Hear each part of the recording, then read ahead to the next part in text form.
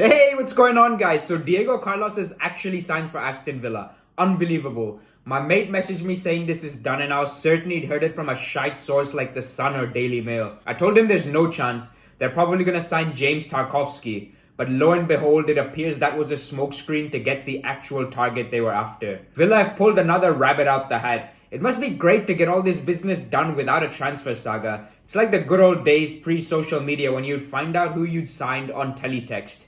I'm amazed Sevilla have agreed to sell him given his partner Jules Koundé looks set to move to Chelsea, so fair play to the entire transfer team for getting through with this so early on. Newcastle wanted him in January, but even their riches couldn't prize him away from Sevilla, so it just shows you how much the player actually believes in the project at Villa Park.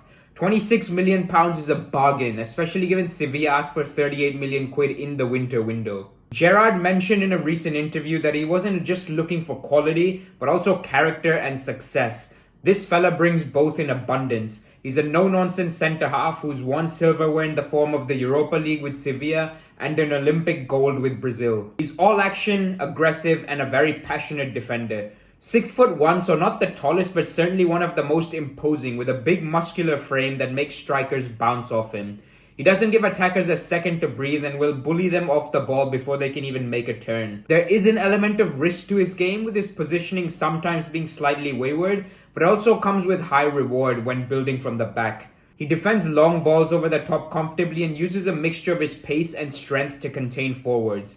He won't dribble forward with the ball himself, but will remain a brick wall should sides try and hit his team on the break. Overall, I think the Premier League suits him a lot better than La Liga, so I expect him to settle in fairly quickly, especially given he's 29 and in the prime of his career, so hardly a spring chicken. He's developed big leadership skills over the last few years, which I personally love seeing in a defender and is exactly what Villa need right now. He also stays fit pretty much all the time. I can scarcely remember him missing a game in La Liga or Europe. Sevilla have also conceded the fewest goals in the entire league, with this guy playing a huge part in that statistic. In fact, if not for poor finishing, they were well on course to challenge Real Madrid for the title, but unfortunately lacked the firepower to do so post-Christmas. Now, going back a few years, there's a funny little anecdote involving Carlos from his time at Nantes. During a Liga game with PSG, referee Tony Chaperon kicked Carlos during a collision and then sent him off for no apparent reason whatsoever.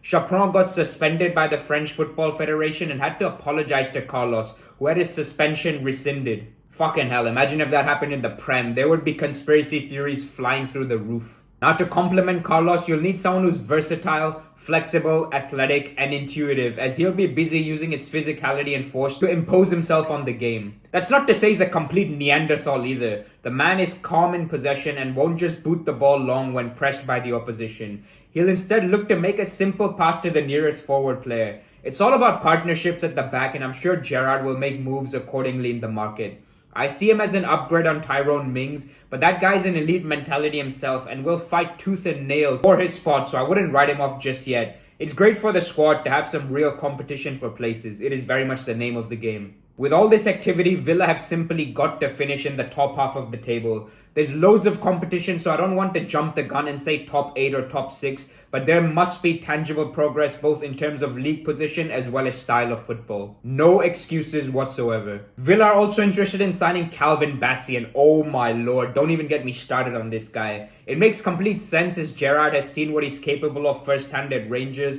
but this bloke is an absolute unit and has been unplayable in recent weeks. I saw him in the Europa League final. He was the man of the match by a country mile, which isn't easy when you're playing at left back. I'll make a video about him too should he arrive. Cheers for your time, guys. Take care and have a great day.